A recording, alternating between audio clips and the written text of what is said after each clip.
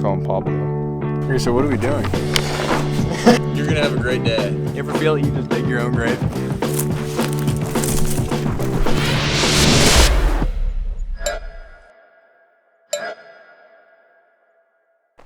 Yeah, so I'm here in Durango. I'm heading out to Scullbinder Ranch tomorrow to go pack rafting.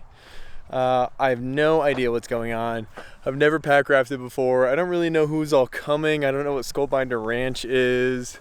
Yeah, it's gonna be an interesting couple days, so we'll see how it goes. So they don't really like tell you where it is. Like the ranch is not on Google Maps.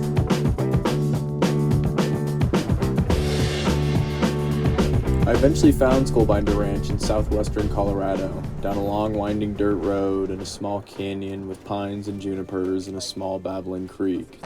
I made it just in time for a quick shower, dinner, and a late night getting my bike ready for the ride the next day. Alright, good morning. I just woke up and I'm so sore. I feel like I should not have snuck in about 30 laps at the park yesterday. That might have been the not wise thing to do. Yeah, I'm here at Scullbinder Ranch in southern Colorado. This place is stunning, super cool. So I'll give you a little tour later. Wow. It's kind of like the middle of the property. Middle-ish. Wow. I really, really like this place. And then so now we're gonna go pack up, have breakfast. It's about 7, and then we're gonna go drive out to a trailhead, ride to a lake, paddle across the lake, and then ride to another trail. We were gonna ride down a river, but apparently the rivers are too low, so we can't pack raft on them right now, which is really sad. I met up with Steve Doom Fassbinder and Jon Yazzie of Four Corners and Dzil Ta'ah Guiding Services, both legends of the pack rafting scene.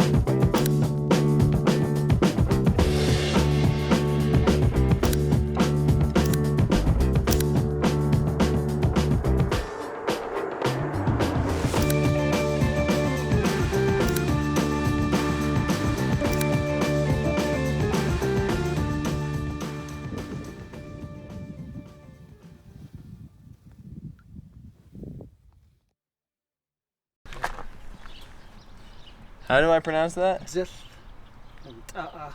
Dzil translates as mountain, and as base of some mountain-based adventures. Dzil Ta'ah? Mm-hmm. Dzil Ta'ah. Yeah. Out of? Kayenta. Out of Kayenta.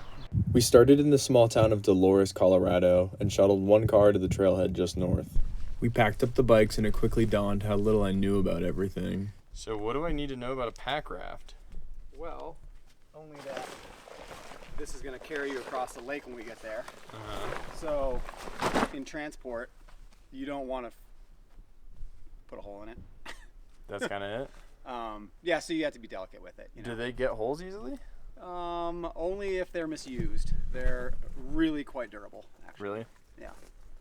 But it's easy to misuse them. Like if your tire is like rubbing on it, yeah, you'll put a hole in your pack raft. Okay. So that is kind of the only thing you don't want to do.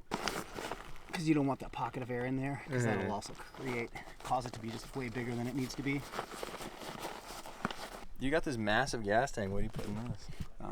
Unleaded, 95 octane.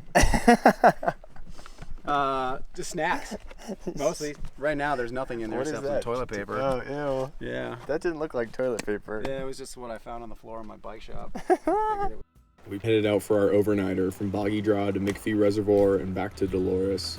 This quick trip was a far cry from the epic journeys Steve and Jon have both undertaken with their pack rafts. Steve and his wife have even written the book on pack rafting. So in the face of giants, we puttered around for a short jaunt to the lake and back home.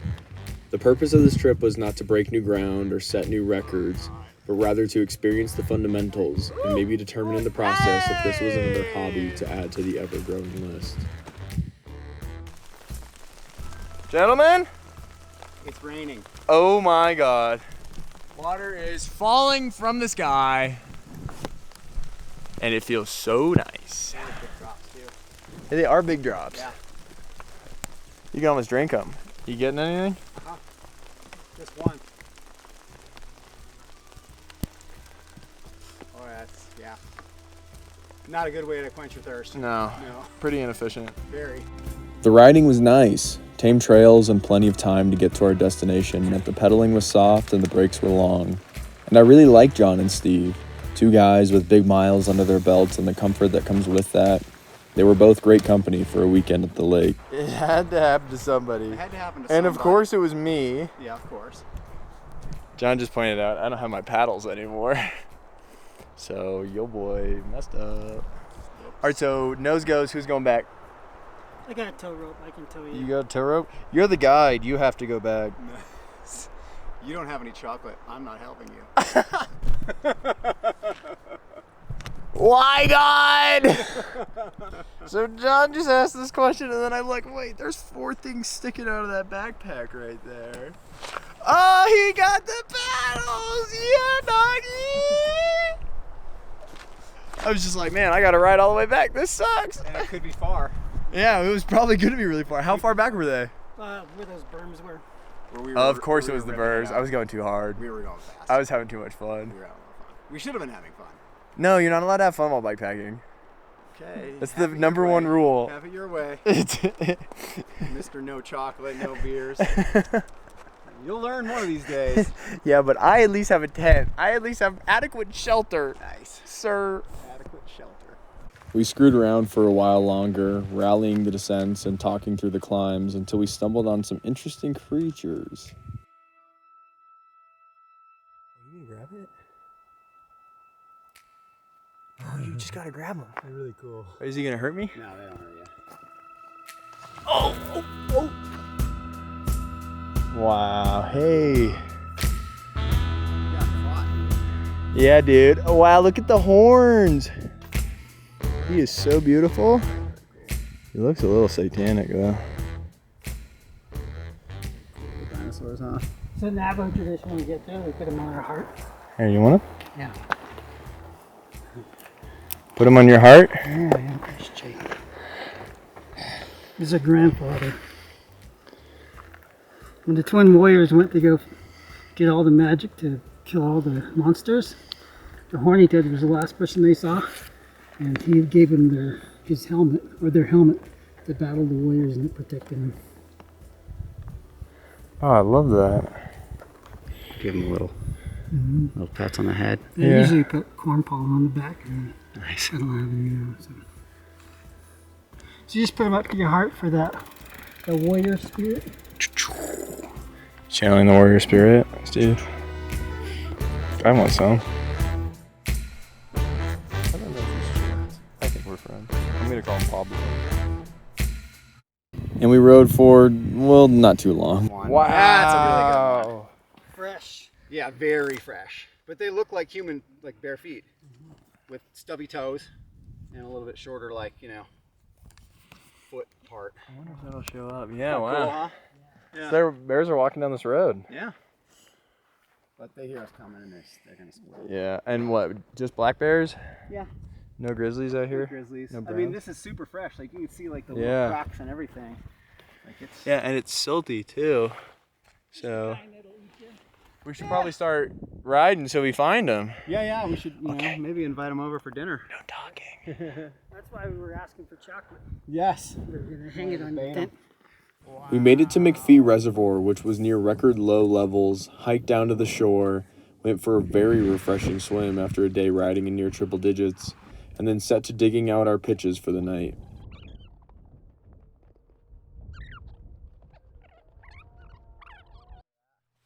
You ever feel like you just dig your own grave? We hung out while the sun went down, and of course, Steve had some great stories to tell. But then it hit me, the greatest crime of all. No way. I grabbed some beers too if you guys want to bring a couple beers. You're crazy. Rolf here paddles up to our camp, says he forgot a lighter at home, and was wondering if anyone was willing to trade a lighter for a beer. Oh boy. Yeah. It's really good. Okay.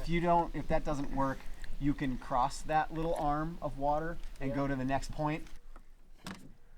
You already got a couple open beers in there. Yeah, man. You're all right. It's a vacation. Yeah, it's the first day out. Nice. Thanks, guys. Man, have a good one, Rolf.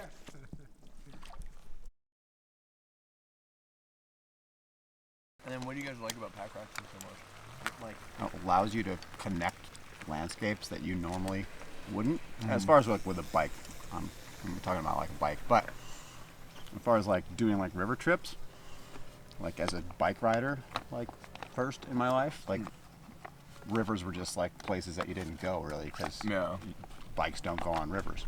But once I started using my bike to like travel down rivers with the pack raft, then I realized that whitewater paddling is pretty fun, and you go to some places that are like really amazing, and river corridors are like, they're like the lifeblood of the planet, right? Yeah. And so I'd largely not seen those places,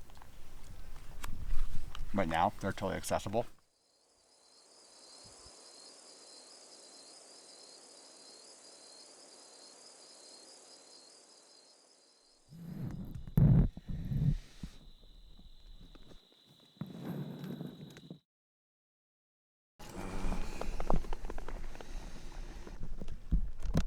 All right, well, we packed up camp already.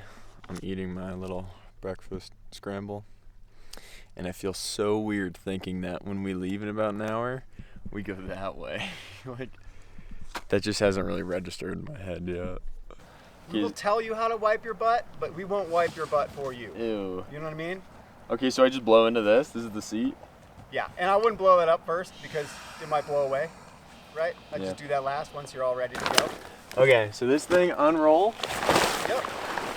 This is what most people do when they do this. They go, get some air in there, and then they go like this, and you just lost all your air. Yeah. So you want to keep it low to the ground like that, and then don't do anything but close the bag. And so I always leave my hand on the sticks. I'm really right-handed. Yeah. So here's what I watch a lot of people do. And then they blow a pretty nice bag in, and then they gotta like, you know, you're losing air right now as you do all this because the air comes back out. Here's what I do. Bag of air, I leave my hands on the sticks, and then I just open it up.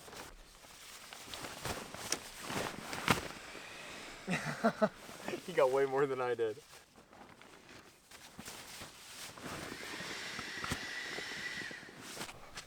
And then just put as much air as you possibly can in it. Meaning when your face is blowing off the valve and your head's gonna explode, then you're kind of there. That's it in a nutshell. All right, that's a nutshell apparently. There's 2 more nutshells. I usually do like 15 degrees, which is there for a right-handed person. Yeah, and then you put the blades on. The blades are side specific, and you're holding the shaft the correct way. So that's the left-hand side. This is the left one? Yeah. How do you know that? Because when you're holding the paddle in front of you like this, you should be able to read the lettering. Yeah. And then what's going to end up happening is your handlebars need to be turned so that your wheel goes just like that. Exactly.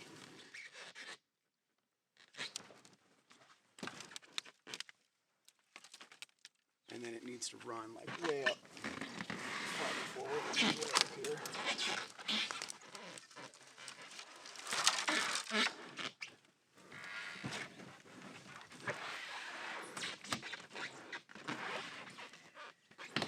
Just pretty much like that.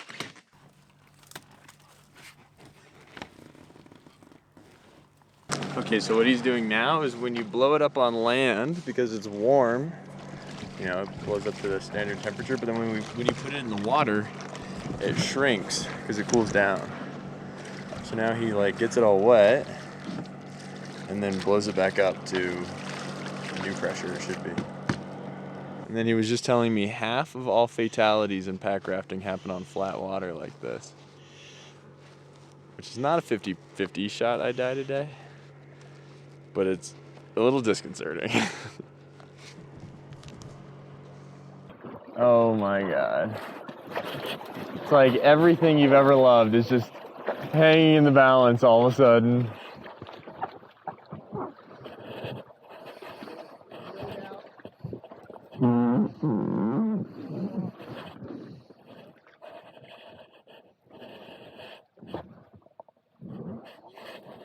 Oh my God, guys. Yeah, that was pretty fast. Yeah, once you've done this numerous times, these transitions are quick. We had all morning to fart around with it, and like you'd never blown a boat up before, so You're so in your comfort zone right now. it's super chill. Yeah, you look super chill right now. You're gonna have a great day. Yep. He's carbo loading. This ain't no spring chicken we're talking about here. Say no spring chicken. This ain't no spring chicken. Trust me, all these theories are proven. We have like an hour of paddling to go do. I'm kind of worried about these little spring chicken arms though. And then we just did it. Pack rafting is really a lot easier than it seemed from far away. The boat is pretty stable, and on flat water you typically go about 2 miles an hour. I found it a beautifully simple thing to do, to go from bike to boat and back to bike. I like the idea of it, and definitely like the idea of someday using it to access a place otherwise inaccessible.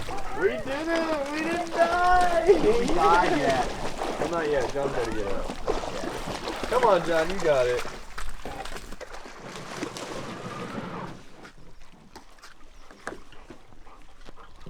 That was fun. That was pretty chill. The wind wasn't that bad.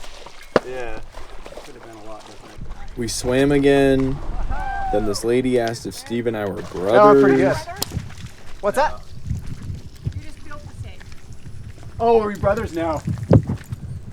We're definitely not brothers. Definitely not brothers. Then I goofed off a little bit. Yeah. There you go. But if you're up in the air.